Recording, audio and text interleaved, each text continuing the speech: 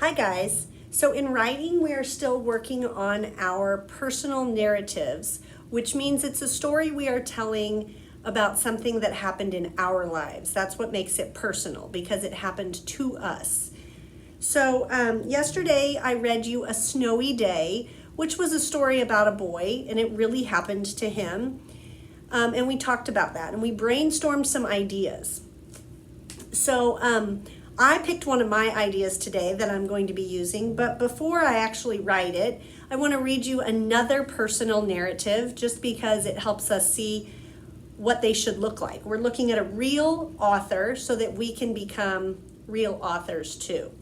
So I really wanted to read you the first Knuffle Bunny, but I couldn't find it, so I'm going to read you the second Knuffle Bunny. So I'll go backwards and read you the other one another day. But this book is called Knuffle Bunny 2. So I'm going to read this to you first, and we'll talk about it a little bit.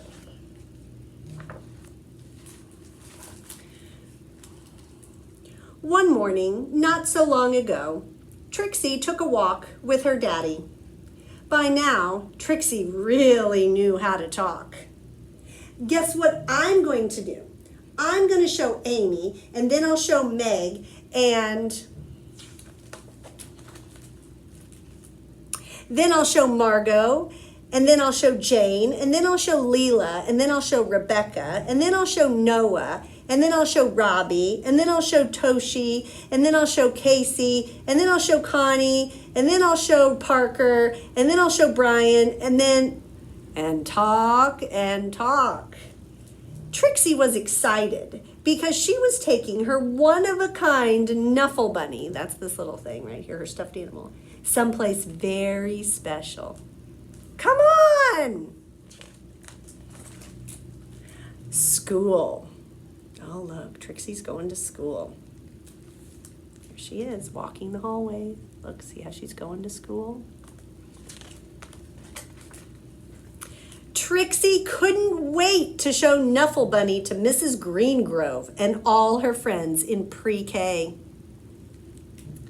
But just as her daddy kissed her goodbye, Trixie saw Sonia. Look at these pictures. There's Sonia, and here's a close-up and a close-up. Uh-oh. Suddenly, Trixie's one-of-a-kind Knuffle Bunny wasn't so one-of-a-kind anymore. The morning did not go so well. Knuffle. Okay, so that's actually how Trixie says it. And she says, Knuffle, Knuffle, Knuffle.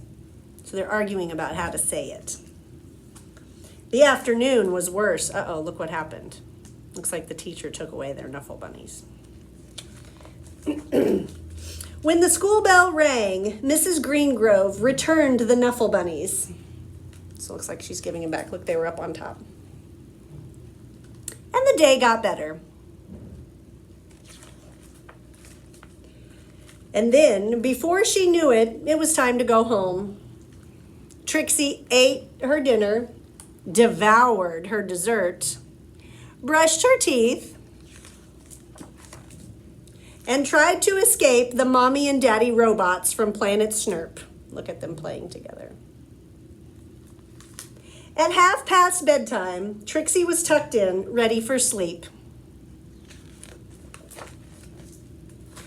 But a few hours later, look at Trixie. Look at the clock. See, it's 9. Now it's 10. Look at her. Now it's 11. Now it's 1. Look at her.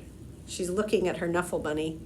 Trixie realized something. Oh no. Trixie marched into Mommy and Daddy's room and said, "That is not my bunny." Did you notice?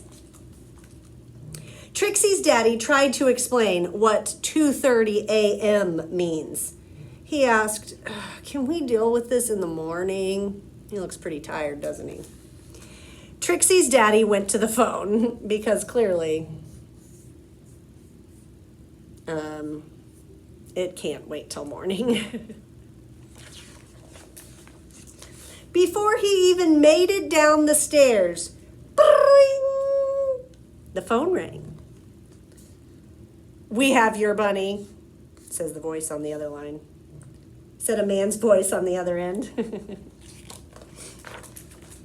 "Well, we have yours," replied Trixie's daddy. Arrangements were made. Oh, look, they're going out in the middle of the night with their bunny running down the street. Trixie and her daddy rushed across the neighborhood. Trixie did not want to be late. Neither did Sonia. Oh, look, here comes Sonia over here. And Trixie, there's Sonia. Trixie's way over here, way over here. Did you notice what happened? This is her friend from school. There was an exchange. Look, there's Trixie. There's Sonia. See, did you notice that Trixie's Snuffle Bunny has a bow, but Sonia's has a bow, but Trixie's does not. So they had to trade. See, there's Sonia's has a bow, and Trixie's doesn't. And the Snuffle Bunnies were back where they belonged. "I was so worried about my bunny," said Sonia. "So was I," Trixie replied. And they both said, "I'm glad you got your bunny back," at the exact same time. And that is how Trixie found her first best friend. Snuffle Bunny accepted. Accepted? Of course, right. And there's the end. Oh, wait, there's more. The next morning, both Trixie and Sonia rushed to school. Look how tired their daddies look. And the new best friends had a lot of catching up to do. "Do you want to play with my Snuffle Bunny?" "Sure, do you want to play with mine?" And that is the end. So if we think about this book, this is a story that could really happen to somebody, right? A little girl named Trixie could really go to pre-K class and be excited about showing off her bunny. And then when she gets there, there could be another little girl that has the exact same bunny. And then they could accidentally get mixed up because they got in a fight at school and the teacher took them away. And they could make their daddies wake up in the middle of the night and go get their bunnies back, right? And they could end up being best friends. Maybe the story really happened to somebody. It could be a personal narrative.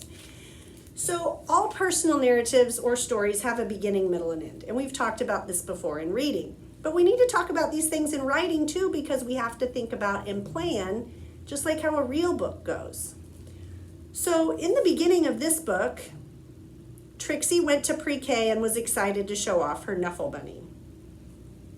In the middle of this book, Trixie found somebody else with the same Snuffle Bunny, and they got in trouble and they got taken away. In fact, they got mixed up. And at the end, the Snuffle Bunnies got returned to the right kid, and they ended up becoming best friends. And that was this story. And it really all happened in like one day and part of the night, right? The best friends part maybe the second day. So today, you're going to take one of your ideas that you brainstormed yesterday, and you're going to write it in a beginning, middle, and end page like this, okay? I went ahead and wrote the words first, and then I'm going to draw the pictures because I kind of ran out of time. But if you want to do the pictures first and then the words, you can do that.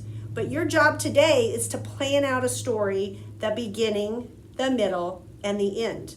Now, since you told it yesterday in the video, you should be able to break it apart in chunks. So I decided to tell a story about my dog, Doug, and how one time he jumped up on my dresser, okay? So first I had to think about what happened in the beginning. So that day, we were sitting on the bed reading books. That's what happened first, okay? So that's what I wrote here. Here's my sentence. I said, I was in my bed reading Tucker and reading. Period, sorry, new sentence. Tucker and Levi were sitting with me. That's what happened first, in the beginning. Okay, now here's what happened in the middle. Doug was laying there too. I'm starting to think I could move that over here. We'll see. Next, Tucker threw a ball and it landed on my dresser. That happened next. Last, I should have probably put a word up here. Doug jumped on top. I thought that the mirror was going to break. So that's what happened in my story. First, we were just laying there reading books. Then Tucker threw a ball, and then Doug jumped up onto the top of my dresser. I mean, it's tall. So that's my story. You're going to try it on your own today.